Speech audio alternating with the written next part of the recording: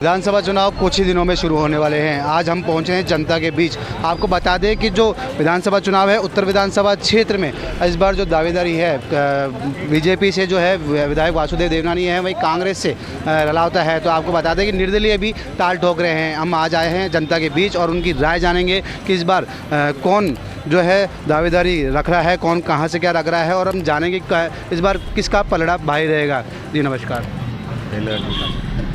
देखिए विधानसभा चुनाव है, इस बार आपको लगता है कि निर्दलीय भी अपनी ताल ठोक रहे हैं, तो इस बार किस तरह का माहौल रहेगा विधानसभा चुनाव में? अभी देखो, राजनीतिक समीकरणों से अगर देखा जाए तो ये मुकाबला त्रिकोणीय मुकाबला एक अजमेर में हो गया है और अजमेर में हो सके कि एक बार यहाँ की जनता क्या गुल खिलाएगी ये तो रिजल्ट आने के बाद में भी मालूम पड़ेगा। बाकी धरातल के ऊपर जो है वो परिस्थितियाँ साफ है। वर्तमान में जो 5 साल की हमने सरकार देखी है कांग्रेस की, और उन्होंने जनता के ऊपर क्या कुठाराघात हुए, आपसरी में अंदर जो उनमें मनमुटाव रहे हैं, उनको हो सकता है उनका फ़ायदा बीजेपी को मिले। और बीजेपी जो एक बार कांग्रेस एक बार बीजेपी, वो भी एक चलता है राजस्थान में दौर, तो हो सकता है बीजेपी आएगी और पूर्ण बहुमत से सीटें लेके आएगी इधर। माना जा रहा है कि जैसे निर्दलीय भी अपनी ताल ठोक रहे हैं। 20 साल से बीजेपी का गढ़ रहा है उत्तर और दक्षिण दोनों विधानसभा क्षेत्र में, लेकिन इस बार क्या लगता है निर्दलीय जो दावेदारी कर रहे हैं क्या वो भारी पड़ेंगे?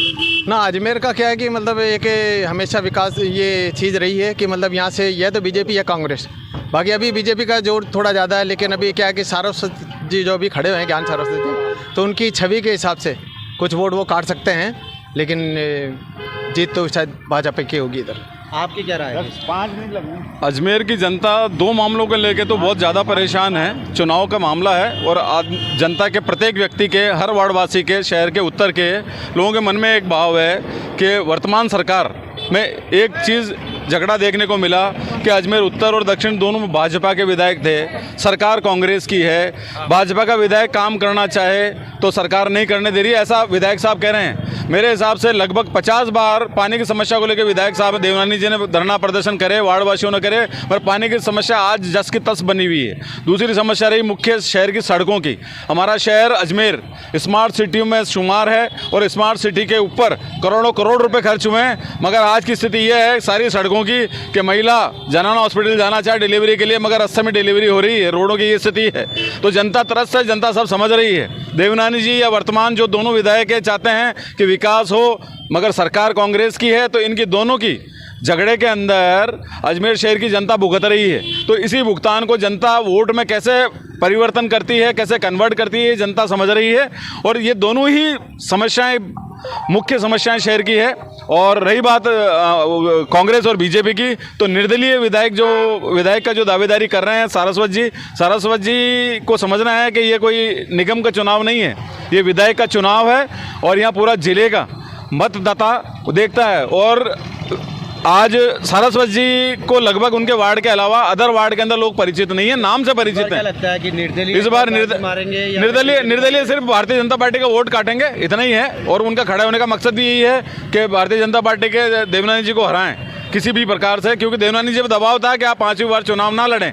किंतु केंद्र सरकार ने और राजस्थान के भाजपा के लोगों ने विश्वास किया देवनानी जी पर, 5वीं बार देवनानी जी को टिकट दिया है। अब विश्वास वो कितना खरा उतरते हैं अपने काम को, कार्यशैली को लेके, वो चुनाव के बाद मालूम पड़ेगा। तो क्या लगता है इस बार सीट किसकी होगी? सीट तो भाजपा और कांग्रेस की लड़ाई है, पर कांग्रेस अभी कल 9 तारीख को जो नाम वापसी का काम हुआ था उसके अंदर कांग्रेस के बागी तो कोई रहे नहीं, भाजपा के बागी हैं लाल सिंह और सारस्वत जी। तो वो कांग्रेस को बीजेपी को करते हैं कन्वर्ट, तो कितना वोट वो ले सकते हैं उसी पे डिपेंड करेगा। अदरवाइज मामला बड़ा कांटे का रहेगा भारतीय जनता पार्टी। क्या कहते हैं आपके दोस्त विधानसभा चुनाव को लेकर कि किस तरह का माहौल रहेगा?